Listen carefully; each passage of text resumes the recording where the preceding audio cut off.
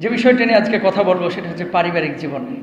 দেখেন, পরিবার যখন সুন্দর হয়ে যাবে একটা সমাজ সুন্দর হবে, সমাজ যখন সুন্দর হবে থানা জেলা সুন্দর হবে, থানা জেলা যখন সুন্দর হয়ে যাবে গোটা দেশ ঠিক হয়ে যাবে। আজকে প্রত্যেকটা মানুষ আমরা অন্যকে শুদ্ধ করার জন্য চেষ্টা করি, কিন্তু নিজে শুদ্ধ হওয়ার মোটেও আমরা খেয়াল করি না, ঠিক না? পারিবারিক জীবনের অবিচ্ছেদ্য অংশ হচ্ছে স্বামী এবং স্ত্রী। আল্লাহ তাআলা কি বলছেন? এই যে স্বামী এবং স্ত্রীর যে সম্পর্কটা, এই সম্পর্কটা আল্লাহ তাআলা কেন দিয়েছেন? পারিবারিক জীবনটা আল্লাহ দিয়েছেন কেমন? নামাজ পড়া যেমন অত্যাবশ্যকীয় একটা বিধান, পারিবারিক জীবনে নিজেকে সম্পৃক্ত করা এটাও কিন্তু ইসলামী শরিয়ার একটা অকাট্য দলিল দ্বারা প্রমাণিত অবিচ্ছেদ্য বিধান, অত্যাবশ্যকীয় বিধান। বিয়ে শাদী আপনারা করেন, আমরা করেছি, অনেকে করবেন। উদ্দেশ্য কি? কেন আল্লাহ তাআলা পারিবারিক জীবনটা দিল? পারিবারিক জীবনের মধ্যে একটা শান্তি থাকে, শৃঙ্খলা থাকে, সীমাবদ্ধতা থাকে। পরিবারহীন জীবনের মধ্যে থাকে বিশৃঙ্খলা, উন্মাদনা, যেটার কোনো লিমিট থাকে না। কালকে নিউজে দেখলাম জাপানে নাকি প্রায় 95 লক্ষ বাড়ি খালি, জনসংখ্যা নাই। তো জনসংখ্যা যদি আপনি নিয়ন্ত্রণ করতে চান, বাচ্চা কাচ্চা যদি আপনি গর্ভের মাধ্যমে নিয়ে আসতে চান, আল্লাহ তো তৈরি করেন। যদি বাচ্চা কাচ্চা আপনি জন্ম দিতে চান, বিয়ের বিকল্প আছে? নাই। তো বিয়ের উদ্দেশ্য কি শুধুই বাচ্চা জন্ম দেওয়া, নাকি অন্য কোনো উদ্দেশ্য আছে? আল্লাহ সুবহানাহু ওয়া তাআলা পবিত্র কুরআনুল কারীমের সূরা আরাফের 189 নম্বর আয়াতে কি বলছেন আল্লাহ তাআলা একটু খেয়াল করেন। রব্বুল আলামিন বলছেন, হুয়াল্লাযী خلقكم من نفس واحدة وجعل منها زوجها ليسكن إليها فلما تغشاها حملت حملا خفيفا فمرت به فلما أثقلت دعوا الله ربهما لئن آتيتنا صالحا لنكونن من الشاكرين।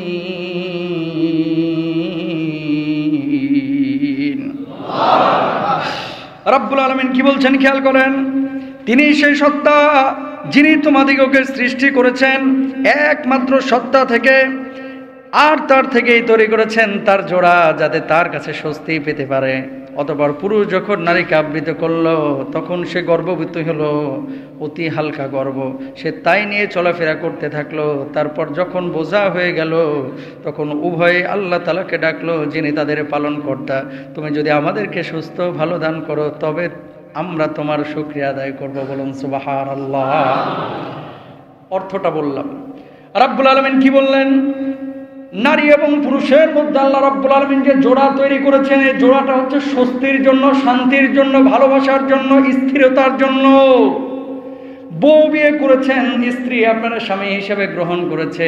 সে বউয়ের কাছে গিয়ে যদি শান্তি না পান, স্বস্তি না পান, যদি মারামারি হয়, ঝগড়াই হয়, সেই পরিবারটা স্বস্তির পরিবার হয় না, সেই পরিবারটা আগুনের জাহান্নামের টুকরায় পরিণত হয়। বিয়ের উদ্দেশ্য কি তাহলে? কি পাইলেন? আল্লাহ তাআলা এই সূরা আরাফের এই আয়াতটার মাধ্যমে বলতেছে যে বিয়ের উদ্দেশ্য হচ্ছে যাতে করে একে অপরের কাছে যাইতে পারো, স্বস্তি পাও। রব্বুল আলামিন এরপরে বললেন যে স্বস্তি পাওয়ার পরে যখন একটা মুহূর্তে তোমরা মেলামেশা করবা, আমি আল্লাহ রব্বুল আলামিন ইশারা করে তোমাদের ভিতরে গর্ভপাত ঘটাইবো, বাচ্চা কাচ্চা দান করব। ওই বাচ্চা কাচ্চা আমি আল্লাহ রব্বুল আলামিন দুনিয়াটাকে সুন্দর করে গড়ে তুলবো, সুন্দর করে তুলে ধরবো। পরীক্ষা স্বরূপ আল্লাহ সুবহানাহু ওয়া তাআলা বাচ্চা কাচ্চা আমাদেরকে দেন। রব্বুল আলামিন মায়ের পেটের মধ্যে বিভিন্ন ধরনের টেকনোলজিরা ফিট করে দিয়েছেন, সেটিং করে দিয়েছেন। একদিন না, 2 দিন না, 3 দিন না, 10 মাস 10 দিন আল্লাহ রব্বুল আলামিন মায়ের আধা হাত লম্বা পেটের মধ্যে আপনাকে রক্ষণাবেক্ষণ করেছেন, ঠিক কিনা?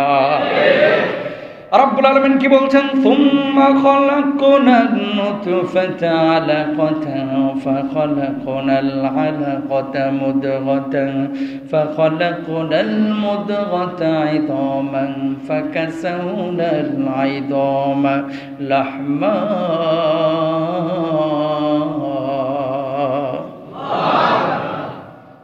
বাপমার মিলনের পরে এই যে আল্লাহ তাআলা বললো যে একে অপরকে আবৃত করে। আবৃত মানে কি? আরে মেলামেশা করে, আলিঙ্গন করে। তারপরে পেটের মধ্যে বাচ্চা আসলো। বাচ্চাটাকে আমি আল্লাহ তাআলা প্রথমে রূহ দিই নাই, একটা গোশতের পিণ্ড, রক্তের পিণ্ড, জোকের মতো দেখা যাইতো, শুক্রাণু ডিম্বাণুর মিলন ঘটায়, এরকম একটা পরিণত অবস্থায় নিয়ে আসলাম। এরপরে এই বাচ্চাটাকে আমি আল্লাহ সুবহানাহু ওয়া তাআলা কি করলাম? হাড় দিলাম, গোশত দিলাম, চামড়া দিলাম, এর ভিতরে রক্ত সঞ্চার করলাম। আমি আল্লাহ তাআলা ইশারা করলাম, ইশারার পরে রূহটা ওই বাচ্চার হৃৎপিণ্ডে গিয়ে হিট করলো। বাচ্চাটা এবার পিলপিল করে মায়ের পেটের মধ্যে নড়াচড়া শুরু করলো। ইশারা কার? প্রিয় ভাইরা আমার, সুতরাং শুধু বিয়ে করার উদ্দেশ্য সুখ পাওয়া না, শান্তি পাওয়া না, পরিবার টিকিয়ে রাখা, বংশ টিকিয়ে রাখা। এই জামানায় একটা স্লোগান আপনারা অনেকেই শোনেন, 2টা সন্তানের বেশি না, একটা হইলে ভালো হয়। জনসংখ্যা কোনোদিন পৃথিবীর বুকে অভিশাপ না, জনসংখ্যা জনসম্পদে রূপান্তরিত হবে যদি জনসংখ্যার ওই জনগণগুলো ভালো হয়, চোর চিটার বাটপার না হয়। সত্য না মিথ্যা?